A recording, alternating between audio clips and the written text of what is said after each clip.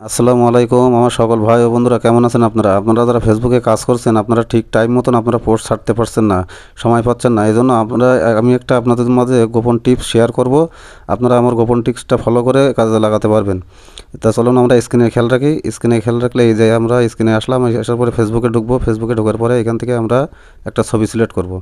ছবি সিলেক্ট করার জন্য একটু অপেক্ষা করব। আপনার প্রোফাইলে যতগুলো ছবি আছে এখানে শো করবে। শোতে এই যে লোডিং নিচ্ছে, লোডিং নেওয়ার পরে আপনি এখান থেকে দেখে দেখে একটা ছবি সিলেক্ট করতে পারবেন। আমি এখান থেকে একটা আমার ছবি সিলেক্ট করে নিলাম। ছবি সিলেক্ট করার পরে এখানে ছবির উপরে একটা সুন্দর ডিসক্রিপশন লিখবো আমরা।